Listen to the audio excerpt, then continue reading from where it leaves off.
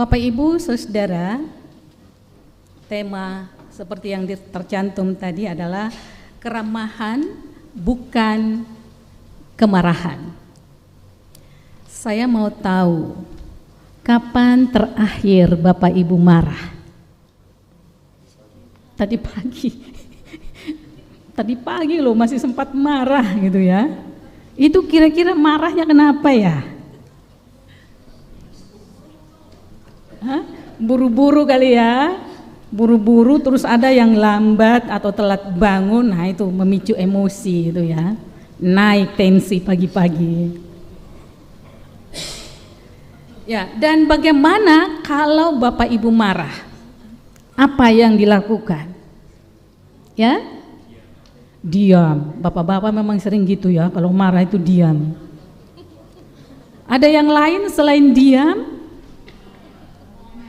Ngomel ya, dari Sabang sampai Merauke gitu. Dari pagi sampai malam itu nggak habis-habis. Ada orang loh yang marah itu ngulang terus gitu sampai sore, sampai malam, besok pagi ulang lagi gitu. Ada ya di antara Bapak Ibu? Banyak ya? Kok bisa kayak gitu ya? Apa nggak capek marah? Ya. Nah, pertanyaan bagi kita, boleh tidak orang marah? Boleh. Boleh. Yang tidak boleh itu yang seperti apa, Bapak Ibu? Kalau mukul, kata Bapak gini ya, kalau mukul, kalau marah yang agresif gitu ya, sampai lempar barang, periuk, panci semua melayang gitu, nah itu yang nggak boleh, soalnya nanti beli baru lagi susah, gitu kan? Ya, jadi boleh marah. Atau ada di sini yang tidak pernah marah? Tunjuk tangan yang tidak pernah marah, nanti kasih hadiah. Nggak ada ya. Ya. Jadi orang yang marah apalagi agresif itu akan merugikan orang lain, juga merugikan diri sendiri. Karena tensi naik bisa pecah pembuluh darah tuh ya kalau terlalu tegang gitu. Tapi orang yang tidak marah juga itu bermasalah. Ya, itu berarti ada yang salah dengan dirinya. Kenapa? Ya karena marah itu manusiawi. Ada orang yang berusaha untuk diam, tidak marah, itu misalnya dalam rangka menjalin relasi, maksudnya memelihara relasi dengan orang lain. Nanti kalau saya marah, kasihan dia. Tapi ada juga orang yang tidak marah atau diam, berusaha diam, itu karena pandangan yang negatif bahwa orang yang marah itu jelek. Orang yang suka marah-marah itu pasti orang nggak suka dengan dia. Sehingga kita berusaha untuk meredam dengan cara diam. Tapi nanti tiba-tiba pingsan. Tiba-tiba bunuh diri. Kan sekarang istilahnya apa ya? Laki-laki tidak bercerita. Ya kan? Benar nggak Bapak-bapak? Laki-laki marah itu diam aja, mau apa diam gitu, nggak bercerita. Beda dengan perempuan. Perempuan kalau ada masalah cepat curhat kepada orang lain dan dia jadi sehat kembali, pulih karena dia bercerita. Ada orang yang meringankan bebannya. Tapi kalau bapak-bapak, mereka kadang terlalu merasa diri superior gitu ya. Jadi kalau cerita orang lain, laki-laki masa cerita ke orang lain, laki-laki kok malah minta bantuan ke orang lain. Jadi mereka pendam. Tapi nanti kalau udah nggak kuat, nah itu bunuh diri. Benar loh. Hasil penelitian mengatakan laki-laki itu 4 kali lebih mungkin untuk bunuh diri dibandingkan dengan perempuan. Karena itu tadi laki-laki tidak bercerita dan berusaha untuk memendamnya.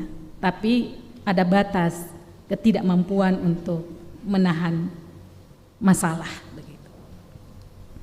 Bapak Ibu Saudara, kita boleh marah tapi dengan memperhatikan cara kita mengekspresikan kemarahan sehingga tidak menimbulkan sakit hati kepada orang lain, ya, tidak menimbulkan dendam kepada orang lain. Ya, jangan marah-marah, yang kita marahi itu seharusnya adalah perilaku orang itu, ya, kesalahan orang itu. Tapi banyak di antara kita yang marah itu ke pribadi orang. Bener nggak? Dasar bodoh, tolol, belum lagi nanti binatang-binatang semua muncul, gitu kan? Untuk meluapkan kemarahan dan emosi kita. Nah, ini yang seringkali menimbulkan rasa sakit hati pada orang yang dimarahi. Marah memang sesuatu emosi yang normal, yang manusiawi. Tapi kalau kita tidak bisa menahannya, mengontrolnya, itu malah menimbulkan masalah. Jadi sama seperti rasa sedih, rasa senang, marah, itu wajar, normal. Tetapi kita harus mengontrolnya supaya tidak menyakiti orang lain. Kemarahan yang tidak terkontrol dapat menjadi pintu masuk bagi dosa. Alkitab dalam Efesus 4 ayat 26 mengatakan, kita boleh marah tetapi jangan sampai berbuat dosa. Tindakan memukul, ya, perilaku agresif, menyimpan dendam, sakit hati, lalu kemudian disimpan-simpan, suatu saat itu dibalas itu kepada orang itu dengan kemarahan yang sangat memuncak. Perkataan kasar, perkataan yang menyakitkan. Kadang kita tidak membunuh dengan menusukkan pisau ke orang itu. Kita tidak membunuh dengan cara menembak pakai senjata ke orang itu. Kadang orang membunuh tanpa menyentuh. Hanya dengan kata-kata. Itu bisa mendorong orang untuk bunuh diri karena rasa sakit hati. Merasa dilecehkan, merasa tidak dihargai. Dan ini yang membuat orang sakit hati. Ada banyak contoh orang bunuh diri. Itu bukan karena dipukul, tapi karena kata-kata yang setajam pisau itu. Silet juga bisa, ya. Lidah itu tidak bertulang, mungkin karena itu dia suka sekali ngomong sembarang gitu ya. Tidak peduli kadang mau sakit orang lain yang mendengarkan atau tidak. Maka berhati-hatilah dengan lisan kita, berhati-hatilah dengan kata-kata yang kita keluarkan. Ya, karena bisa menyakiti orang lain. Bapak Ibu Saudara, walaupun marah itu boleh, tetapi keramahan lebih baik dari kemarahan. Ya, ini yang menjadi tema kita hari ini. Dua kata ini mirip, ya, ramah, marah. Mirip tapi agak berbeda. Dan sebenarnya mudah untuk kita mengubah marah menjadi ramah dengan cara memindahkan huruf M, ya, memindahkan posisi huruf M dan R jadi ramah. Ini ya, marah jadi ramah. Tetapi dalam prakteknya tidak semua orang bisa dengan mudah mengubah marah menjadi ramah. Justru yang sulit ini, yang mudah ini kadang yang seringkali sulit kita lakukan dalam kehidupan kita sehari-hari. Orang mengatakan supaya tidak marah, coba tenangkan diri dulu. Coba untuk sebelum berbicara, bertindak, dipikir dulu. Atau sebelum kita marah pada anak-anak kita tanya dulu, kenapa dia tadi melakukan kesalahan. Saya pernah mengatakan ini di satu kelompok persekutuan, tapi malah dibilang, kalau ditanya dulu kan nanti batal marahnya. Gak jadi marah gitu kan. Jadi memang kita suka sekali marah, pengen sekali marah. Dan kadang kemarahan kita bukan karena kita mau menasihati anak kita, tapi melampiaskan emosi kita. Apalagi kalau baru pulang kantor kan, baru pulang kerja, lihat masalah di rumah itu cepat sekali terpancing. Nah, ini yang terjadi Bapak Ibu kalau keramahan kita tidak tulus dan kadang juga agak berlebihan. Ya, keramahan itu baik, tapi kalau tidak tulus dampaknya menjadi tidak baik. Saudara-saudara, ada beberapa bentuk keramahan. Saya dari Sumba, itu kalau ada orang lewat di depan rumah kita, ya orang Sumba itu selalu mengatakan "Ndau hapa apa hiana gitu ya. Artinya tidak singgah makan siri lagi gitu ya, tidak singgah makan siri. Mungkin orang Jawa juga punya sapaan gitu ya untuk menunjukkan keramah tamahan kepada orang yang lewat di depan rumah kita. Kalau orang Manado lain lagi, orang Manado itu suka makan katanya. Jadi kalau ketemu orang, ucapan yang pertama dia lontarkan adalah sudah makan atau belum? Ya. Kalau kami ditambah lagi, bukan hanya tidak makan siri lagi, ditanya lagi mau kemana gitu kan. Itu baik apa tidak Bapak Ibu? Baik, kalau dalam komunitas kita yang memang paham tentang tradisi itu. Tapi kepada orang lain pasti dia akan ngomel. Ngapain sih tanya-tanya saya mau kemana pun terserah saya, gue tanya-tanya gitu kan. Ngapain sih tanya saya sudah makan atau belum? Emang mau kasih nasi, mau kasih makan gitu kan, bikin emosi juga gitu kan, terutama di orang barat ya. Kalau orang barat, kalau kita tanya sesuatu yang bersifat pribadi gitu ya, itu mereka bisa marah. Ya termasuk tanya, kamu udah kawin atau belum? Umurmu berapa? Itu mereka emosi sekali. Atau mengatakan kamu mau kemana? Urusanmu apa saya mau kemana gitu kan.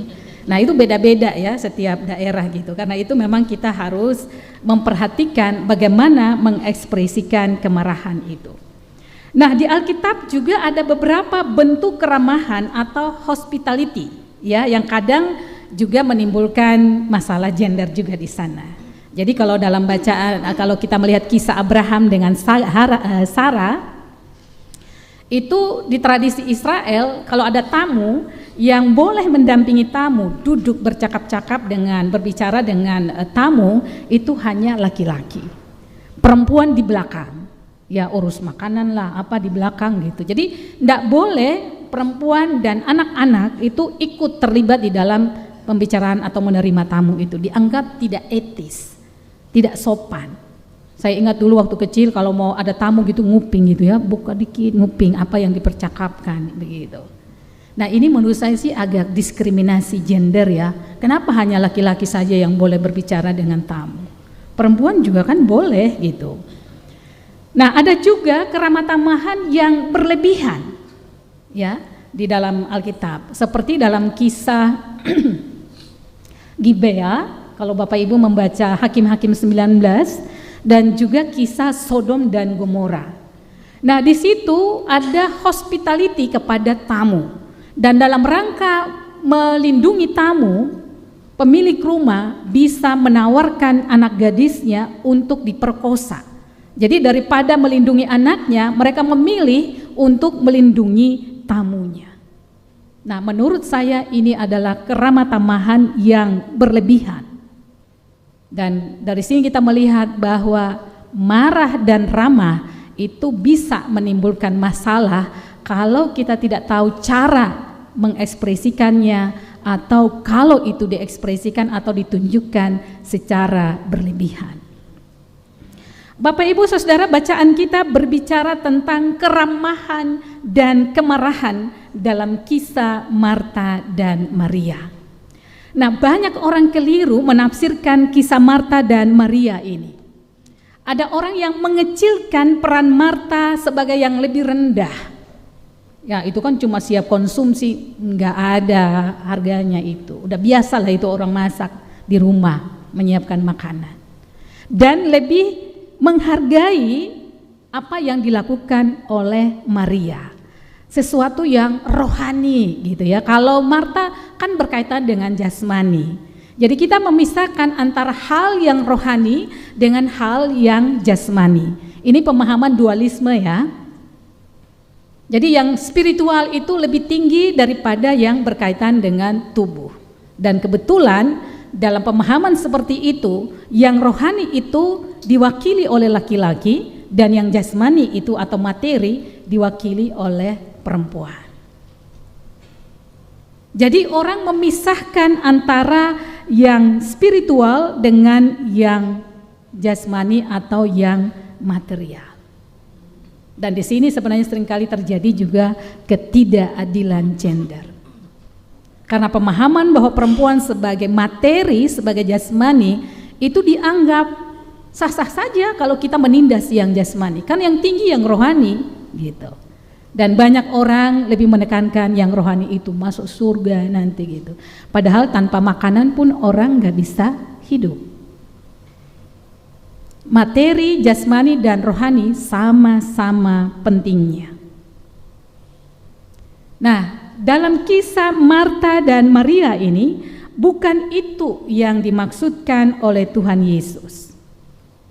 Ya, bukan bahwa yang rohani itu lebih tinggi daripada yang jasmani. Kesalahan menafsir yang lain adalah melihat atau membedakan antara pekerjaan publik dengan pekerjaan domestik. Pekerjaan domestik itu biasanya dilakukan oleh perempuan dan itu lebih rendah dibandingkan dengan kerja di publik, kerja di luar karena dapat uang. Kalau pekerjaan di rumah kan tidak dapat uang gitu ya. Kadang suami juga kasih uang ke istri gitu, tapi tetap saja itu uang suami yang diminta untuk istri mengelolanya gitu ya. Nah, kemudian dari tafsiran itu mengatakan, oh Maria cari posisi yang bagus.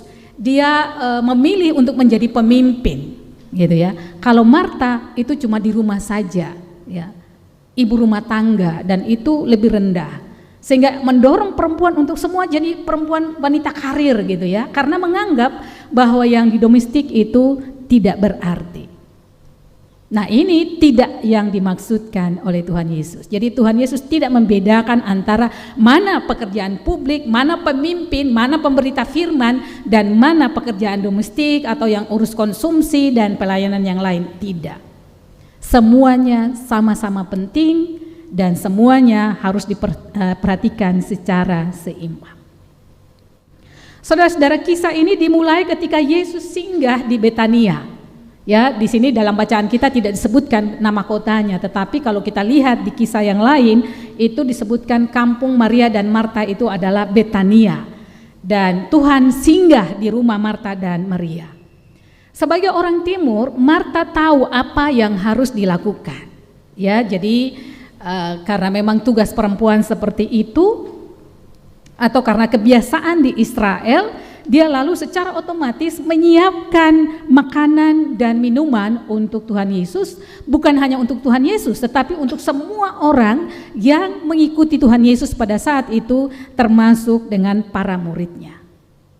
Bisa dibayangkan beratnya pekerjaan yang hanya dilakukan seorang diri.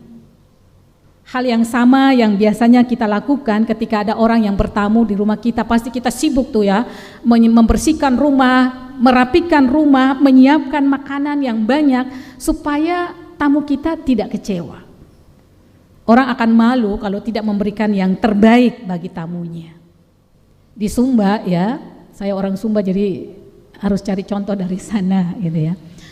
Orang Sumba itu mereka rata-rata punya peliharaan ayam dan babi. Tapi selain untuk urusan adat, itu untuk menjamu tamu. Jadi bukan untuk sehari-hari. Sehari-hari makan cuma nasi dengan sayur nggak apa-apa lah gitu. Tapi kalau ada tamu itu yang dipotong kemudian disajikan kepada tamu demi keramatamahan. Tapi nanti ketika disajikan dan dipersilakan makan, dia akan bilang begini, minta maaf, makan kosong saja. Makan kosong itu artinya tidak ada lauk. Padahalnya ada lauk nih. Nah, itulah keramatamahan orang Sumba, tapi jadi lapar sendiri gitu kan. Kan orang tamunya yang kenyang gitu, sendiri dapat kuahnya aja nggak apa-apa gitu.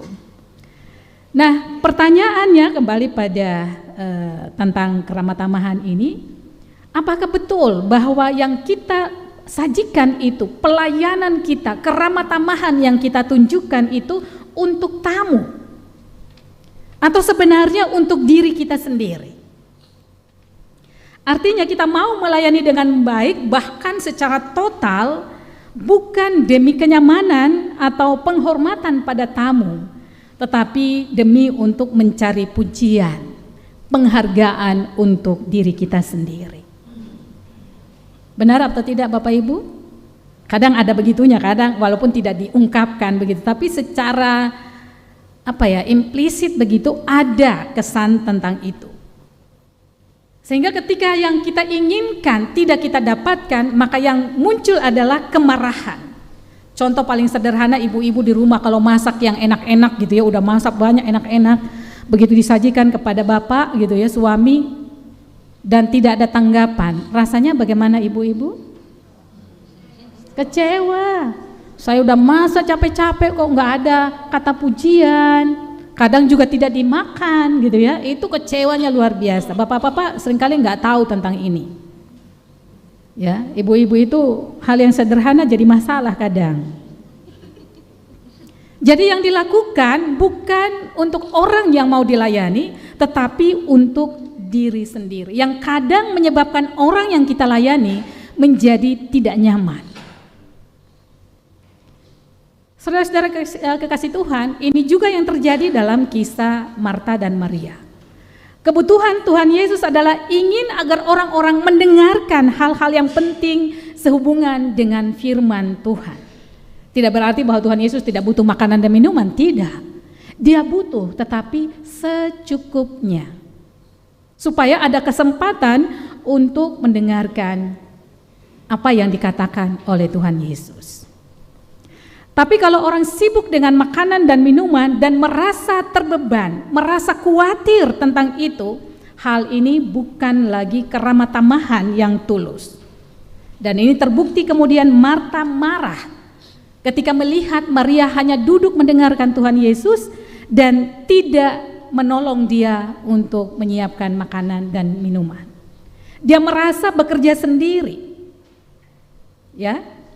Dia bukan hanya marah kepada Maria, tetapi juga marah kepada Tuhan Yesus. Kan dia mengatakan kepada Tuhan Yesus, "Tidakkah engkau peduli? Kok membiarkan Maria duduk di situ?" Jadi yang kena semprot itu bukan cuma Maria, tapi Tuhan Yesus juga. Kalau kita marah kepada tamu boleh nggak ya? Nggak boleh kan ya? Itu kan merusak suasana gitu. Tapi inilah yang terjadi pada Marta. Dia marah pada Tuhan Yesus. Tuhan Yesus kan jadi merasa, aduh, gara-gara saya ini jadi masalah, gitu kan? Tamunya merasa tidak nyaman dengan ucapan seperti itu. Padahal Tuhan Yesus mengatakan ya, dalam hati mungkin ya, padahal saya juga nggak minta, nggak suruh kan untuk menyiapkan makanan minum. Itu kan maunya sendiri gitu.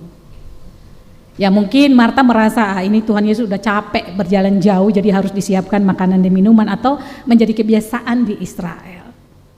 Ya. Bapak Ibu Saudara mendapat teguran demikian, Tuhan Yesus mengkritik sikap Marta. Tapi apakah dengan demikian Tuhan Yesus tidak menghargai pelayanan Marta? Tidak demikian. Ya. Dia menghargai pelayanan Marta, dia juga menghargai Maria. Sebenarnya Tuhan Yesus tidak sedang meremehkan yang satu dan meninggikan yang lain, melainkan menegur Marta karena terlalu sibuk dengan masalah makanan dan minuman, sehingga dia tidak memiliki waktu untuk mendengar dan menyimak apa yang dikatakan oleh Tuhan Yesus. Sama seperti ibu-ibu ya, kalau ada rapat majelis gitu ya, atau ada kegiatan pesta atau apa, itu sibuk di belakang. Yang di depan bapak-bapak, yang diskusi, yang rapat itu bapak-bapak ya dulu. Kalau di sini nggak terjadi, di tempat lain masih banyak terjadi. Atau di tempat saya kalau pesta, itu ibu-ibu di belakang itu menjaga makanan supaya anjing nggak ngambil atau apa gitu ya. Nanti kalau udah mau dekat-dekat amin, mereka bilang, ya sekarang kita layani. Gitu. Nah kalau mereka di belakang, maka tidak ada kesempatan untuk berdiskusi, untuk mendengarkan firman Tuhan. Jadi siapkan secukupnya. Kalau sekarang kan ada GoFood ya Bapak Ibu, ada catering, ya kita tinggal pesan itu, lalu kita punya waktu untuk bersama-sama mendengarkan firman Tuhan. Dan tidak terfokus pada menyiapkan makanan dan minuman. Saudara-saudara, sesuatu yang baik kalau disampaikan dengan keterpaksaan atau tidak tulus, maka hasilnya menjadi tidak baik. Apa yang dilakukan oleh Maria dan Marta adalah sama-sama sebagai wujud dari keramahan kepada Tuhan Yesus. yaitu dengan duduk bersama dan berbicara dengan Tuhan Yesus dan juga dengan menyiapkan makanan dan minuman. Ucapan Marta yang walaupun sebenarnya ditujukan kepada Maria bisa disalahpahami sebagai penolakan terhadap tamu. Ya, penolakan terhadap Tuhan Yesus. Tamu akan merasa, oh saya sudah merepotkan dia. Atau Marta merasa saya udah capek nih mengerjakan semuanya gitu, sehingga tidak ada sukacita lagi di dalam melayani tamu. Bapak Ibu Saudara kasih Tuhan, ini bukan masalah benar atau salah. Kadang-kadang orang yang menafsirkan atau bertanya, loh kan benar Marta itu bertanya, kan tidak adil, satu duduk, satu kerja. Tetapi persoalannya bukan tentang apakah itu adil atau tidak, apakah itu salah atau tidak, tetapi pada caranya yang kurang tepat. Bisa saja Marta memanggil Maria, kemudian memberitahu, bantu saya dong gitu ya, nanti kalau udah selesai kita duduk sama-sama ya gitu. Atau pembagian tugas, saya melayani duluan, nanti gantian saya yang duduk, kamu yang melayani. Tetapi mungkin karena Tuhan Yesus juga mendadak datangnya, jadi tidak sempat untuk mendiskusikannya. Dan akibatnya adalah keramahan yang terjadi berubah menjadi kemarahan. Jadi tidak seperti tema kita tadi, keramahan bukan kemarahan, tapi keramahan yang tidak pada tempatnya, dia akan berubah menjadi kemarahan. Apalagi kalau ada perasaan tidak adil, merasa diperlakukan tidak adil. Seringkali hal yang sama juga terjadi dalam pelayanan kita. Ada banyak orang yang punya niat untuk melayani Tuhan dan sesama, entah dengan menjadi pelayan firman mungkin, atau melakukan pelayanan diakonia, atau seksi konsumsi, atau pelayanan-pelayanan yang lain. Seringkali kita terjebak dalam kelelahan, lalu menyalahkan Tuhan ketika pelayanan kita merasa tidak dihargai. Ketika kita lelah melayani Tuhan, dan dampaknya adalah pelayanan tidak lagi menjadi sesuatu yang tulus, tapi menjadi sebuah keterpaksaan yang tentu saja tidak membawa sukacita, tidak membawa berkat dan damai sejahtera bagi kita sendiri dan juga bagi orang yang dilayani, dan tentu juga bagi Tuhan. Ya, kita semua yang ambil bagian dalam pelayanan di sini seringkali bisa terjebak dalam hal seperti itu. Ini terjadi ketika orientasi pelayanan kita bukan pada Tuhan, tetapi pada diri kita sendiri. Yang terjadi kemudian bukan keramahan yang tulus, tetapi keramahan yang berubah menjadi kemarahan.